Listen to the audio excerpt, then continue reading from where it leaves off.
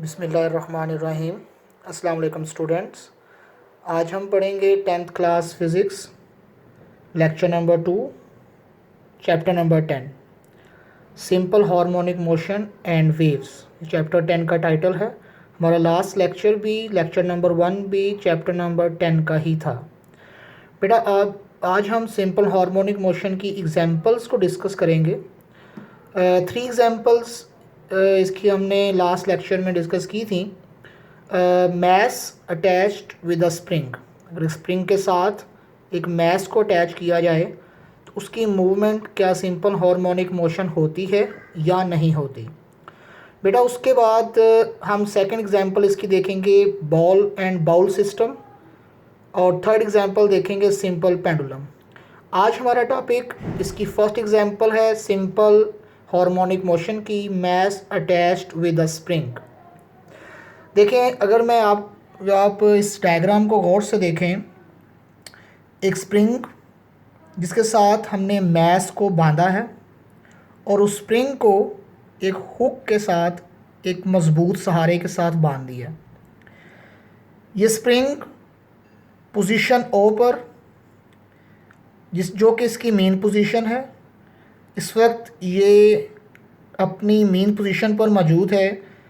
इसके ऊपर जो फोर्स लग रही है बेटा वो ज़ीरो है, क्योंकि अभी इसको मूव नहीं किया गया यहाँ से। मेन पोजीशन पर एक वाइब्रेटिंग बॉडी की जो वेलोसिटी है वो हमेशा मैक्सिमम होती है। अगर इसकी फोर्स ज़ीरो है तो डेफिनेटली इसका एक्सेलरेशन भी ज़ीरो है, और इसका डिस्प्लेसमेंट जिसको हम एक्स से रिप्रेजेंट कर रहे हैं वो भी ज़ीरो है। बेटा देखें, consider a body of mass m attached with a spring and is placed on a horizontal x-axis movement पर। surface other end of spring is attached with a firm support, एक मजबूत सहारे के साथ बांध दिया। there is no extension, किसी किस्म की भी उसके अंदर चेंजिंग नहीं है in the spring in this state, कोई भी रुकावट नहीं है।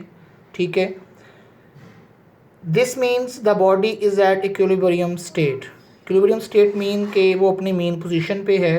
ठीक है, इक्विलिब्रियम स्टेट के इसके ऊपर कोई भी फोर्स नहीं लग रही, किसी किस्म की फोर्स अप्लाई नहीं हो रही। बेटा देखिए, अगर इस स्प्रिंग को यहाँ से मैं खींच कर पॉइंट बी पर ले आऊँ, सॉरी पॉइंट ए तक ले आऊँ, देखें स्प्रिंग की शेप चेंज हो गई। उसके अंदर फ्लेक्सिबिलिटी थी, लचक थी, जिस वजह से मैंने उसको खींचा। जहाँ तक स्प्रिंग को खींच सकते हैं बेटा वो इसकी एक्सट्रीम पोजीशन होती है। ठीक है, अब एक्सट्रीम पोजीशन पर ये स्प्रिंग अभी मेरे हाथ में है, मैंने भी छोड़ा नहीं इसको, तो इसकी वेलोसिटी क्या होगी? ज़ीरो। अब इस पर फोर्स लगा दी मैंने, जो फोर्स लगाई तो इसका एक्सेलरेशन क्या हो गया? मैक्सिमम। मैक्सिमम मीन कुछ ना कुछ उसका एक्सेलरेशन बन गया। मेन पोजीशन पर वेलोसिटी मैक्सिमम होती है, एक्सेलरेशन ज़ीरो होता है। उसकी रीज़न ये है कि फोर्स ज़ीरो होती है, और एक्सट्रीम पोजीशन पर वेलोसिटी ज़ीरो होती है और एक्सेलरेशन मैक्सिमम होता है। फिर जब इसको छोड़ूंगा मैं तो स्प्रिंग किधर आएगा? अपने मेन पोजीशन की तरफ। मेन पोजीशन से होता हुआ एक न्यू पोजीशन पे जाएगा कि जहाँ तक उसके अंदर लचक थी, इलास्टिसिटी थी, वहाँ तक वह पहुँच गया। अब जब बी पर आया, डेफिनेटली कि बी पर रुकने के बाद वो वापस आएगा। तो ये जो इसकी मूवमेंट है to and fro motion about its mean position, about its mean position, इस पोजीशन ओ के आगे पीछे, हम इसको सिंपल हार्मोनिक मोशन कहते हैं। बेटा देखें, स्प्रिंग कुछ टाइम के बाद अपनी ओरिजिनल पोजीशन पर आ जाएगा। अगर कोई भी बॉडी एक्सटर्नल फोर्स लगाने के बाद अपनी ओरिजिनल शक्ल में वापस आ जाए, हम इसको हुक्स लॉ कहते हैं। हमारे पास ये बहुत इंपॉर्टेंट डेफिनेशन भी है बोर्ड पेपर्स के लिए। The external force applied on a spring is directly proportional to increase in length, कि जितनी फोर्स ज़्यादा लगाएंगे उस बॉडी की लेंथ में ज़्यादा तब्दीली आएगी, लेंथ ज़्यादा इंक्रीज़ होगी। कम फोर्स लगेगी, लेंथ कम इंक्रीज़ होगी। इसी को हम हुक्स लॉ कहते हैं। जैसे बेटा यहाँ देखें, मैं अगर ज़्यादा फोर्स लगाता तो ये स्प्रिंग हो सकता था यहाँ तक आ जाता, उसकी लेंथ बढ़ जाती फोर्स ज़्यादा लगाने से, इसलिए force is directly proportional to increase in length. इसको हम बेटा कहते हैं हुक्स लॉ।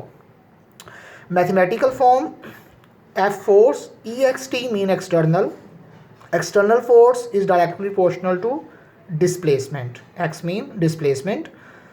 हुक्स लॉ के मुताबिक हम एक स्प्रिंग कांस्टेंट यूज़ करते हैं, इसे हम के कहते हैं। External force is equal to K X, K is a constant और स्प्रिंग कांस्टेंट कहा जाता है इसको। हम इसी को लेके आगे चलते हैं। देखिए बेटा, जब हमने यहाँ फोर्स लगाई, इसको खींचा, यहाँ पर लाकर छोड़ दिया, तो स्प्रिंग वापस अपनी पोजीशन की तरफ गया, मीन पोजीशन की तरफ गया। इट्स मीन रिस्टोर हुआ स्प्रिंग।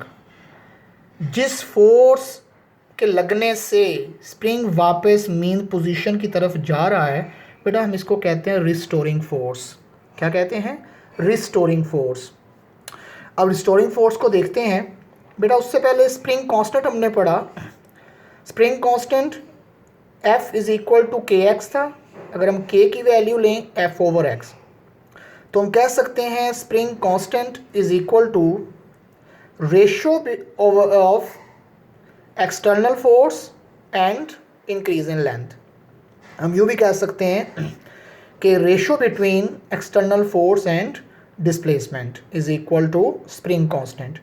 तो फोर्स का यूनिट बेटा न्यूटन और डिस्प्लेसमेंट का यूनिट मीटर, तो न्यूटन पर metre unit of spring constant. Spring constant या के, इसकी value depends upon stiffness of spring या is measure of the stiffness of spring, कि ये के की वैल्यू स्टिफनेस ऑफ स्प्रिंग पे डिपेंड करती है। Stiffness mean hardness. Stiff spring have large value of के। जितना स्प्रिंग बेटा ज़्यादा हार्ड होगा कि के की वैल्यू उतनी ही ज़्यादा होगी। Soft spring have small value of के। जितना स्प्रिंग सॉफ्ट होगा के की वैल्यू उतनी ही कम होगी। रिस्टोरिंग फोर्स को डिस्कस किया हमने।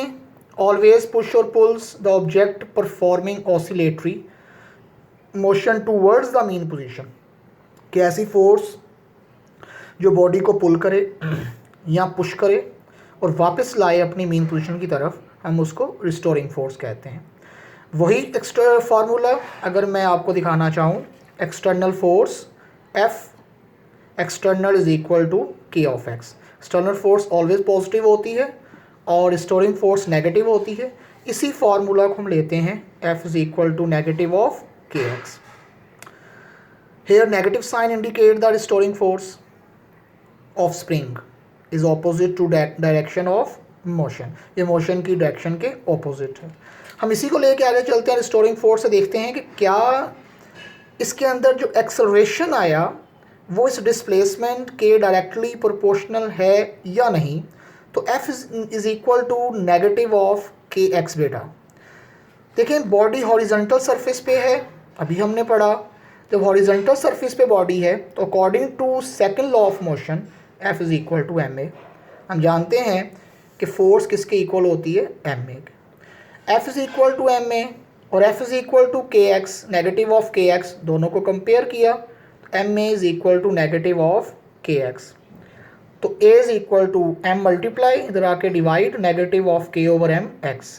अब बेटा देखें, k तो कांस्टेंट है, मैस भी कांस्टेंट है। उसकी रीज़न कि जब मैस अपनी मीन पोजीशन पे था, सपोज करें कि वो वहाँ पर 50 ग्राम था, तो खींच कर अगर हम उसको ए पे ले आए तो फिर भी वो 50 ग्राम है।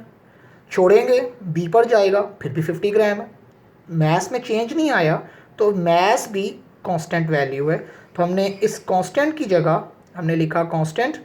जब हम प्रोपोर्शनैलिटी साइन को कन्वर्ट करते हैं कांस्टेंट में विद इक्वल साइन, तो हम इसी तरह कांस्टेंट को भी कन्वर्ट कर सकते हैं प्रोपोर्शनैलिटी साइन में।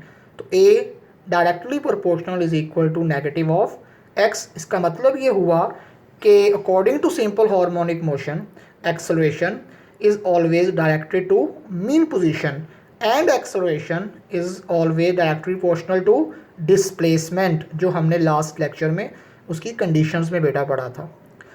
ये प्रूफ हो गया कि अगर हम मास को किसी स्प्रिंग के साथ बांधकर हॉरिजॉन्टल सरफेस पे हम मूव करवाएं आगे पीछे, ठीक है, तो उसकी मोशन सिंपल हार्मोनिक होती है।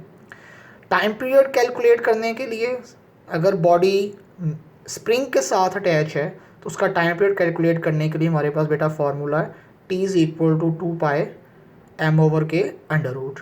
इस फार्मूला को आप याद रखेंगे, इससे तकरीबन मैक्सिमम न्यूमेरिकल्स हम कर सकते हैं। बेटा ये आपका आज का टॉपिक सिंपल हार्मोनिक मोशन, उसकी first example mass attach to the spring. बेटा आपकी इस टॉपिक की, इस लेक्चर की असाइनमेंट ये है कि आप इस लेक्चर में से जो इम्पोर्टेंट पॉइंट्स हैं फॉर एमसीक्यूज़ और फॉर शॉर्ट क्वेश्चन वो अपने नीट रजिस्टर्स पर लिखेंगे।